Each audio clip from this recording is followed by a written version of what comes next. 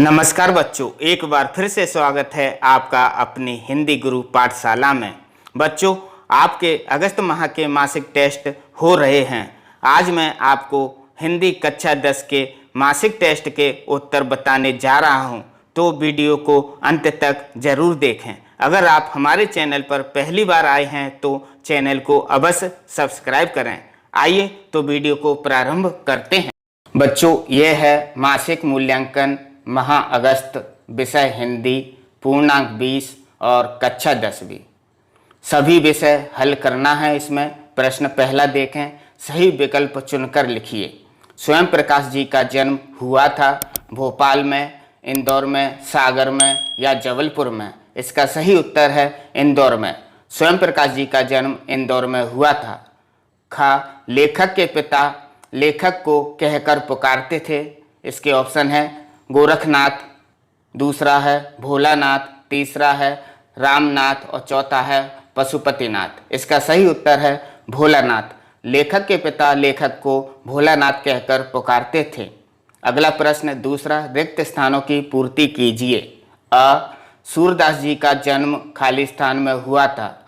इसका सूरदास जी का जन्म 1478 में हुआ था। इसको खाली स्थान में लिखेंगे 1478। दूसरा देखें, स्वयं प्रकाश जी का खाली स्थान उपन्यास है। इनका उपन्यास है ईंधन। ये खाली स्थान में ईंधन लिखेंगे। अगला तीसरा प्रश्न है, सत्य असत्य छांटकर लिखिए। आ वाला देखें, माता का आंचल पाठ के लेखक शिव पूजन जी हैं। यह बिल्कुल सत्य है। बा देखें, सूरदास जी की भाषा अवधी है। यह गलत है। सूरदास जी की भाषा ब्रज है। प्रश्न चौथा देखें, निम्नलिखित प्रश्नों के उत्तर एक वाक्य में दीजिए। चंदुआ का अर्थ लिखिए। चंदुआ का अर्थ होता है छोटा मंडप। बा देखें, हलदार ने पान वाले से क्या पूछा। हलदार ने पान वाले से कैप्टन के बारे में पूछा। बच्चों, मैंने ये जो टेस्ट के पेपर बनाए हैं वह केवल हिंदी गुरु पाठशाला पर ही साफ, स्वच्छ और सुंदर लेख में मिलेंगे, अन्य किसी भी चैनल पर नहीं मिलेंगे। देखें प्रश्न पांचवा, आपके विचार से भोलानाथ अपने साथियों को देखकर सिसकना क्यों भूल जाते हैं। इसको उत्तर देखें, बच्चे अपनी उम्र के बच्चों के साथ खेलने में रुचि लेते हैं। उनके साथ खेलना अच्छा लगता है। अपनी उम्र के साथ जिस रुचि से खेलता है बालक भोलानाथ जब अपने पिता की गोद में रहा था तभी उसे अपने मित्र दिखाई देते हैं तो अचानक उसका सिसकना बंद हो जाता है और अपने पिता की गोद से उतरकर अपने मित्रों के पास जाने की इच्छा व्यक्त करता है। अगला प्रश्न छठवां देखें, गोपियां क्या व्यथा सह रही थीं और किसके बल पर सह रही थीं। इसका उत्तर देखें, मथुरा जाते समय श्री कृष्ण ने गोपियों से एक निश्चित समय सीमा की ओर संकेत करके कहा था कि इतने समय के बाद ब्रज वापस आ जाएंगे। उसी आने की अवधि को आधार मानकर गोपियां तन और मन की विरह व्यथा सह रही थीं। अगला प्रश्न देखें सातवां, सेनानी न होते हुए भी चश्मे वाले को लोग कैप्टन क्यों कहते थे। उत्तर, सेनानी न होते हुए भी लोग चश्मे वाले को कैप्टन इसलिए कहते थे क्योंकि नंबर 1, चश्मे वाले में नेताजी के प्रति अगाध लगाव एवं श्रद्धा भाव था। दूसरा, वह शहीदों एवं देशभक्तों से प्रेम करता था। तीसरा, वह अपने देश से उसी तरह लगाव रखता था जैसे कि फौजी व्यक्ति रखते हैं। चौथा, उसमें देश प्रेम एवं देशभक्ति का भाव कूट कूट कर भरा था। पांचवा, वह नेताजी की मूर्ति को बिना चश्मे के देखकर दुखी होता था। अब देखते हैं प्रश्न आठवां, स्वयं प्रकाश जी की 2 रचनाएं भाषा, शैली और साहित्य में स्थान लिखिए। उत्तर, स्वयं प्रकाश जी की 2 रचनाएं में से नंबर 1 है सूरज कब निकलेगा और दूसरी है आएंगे अच्छे दिन भी।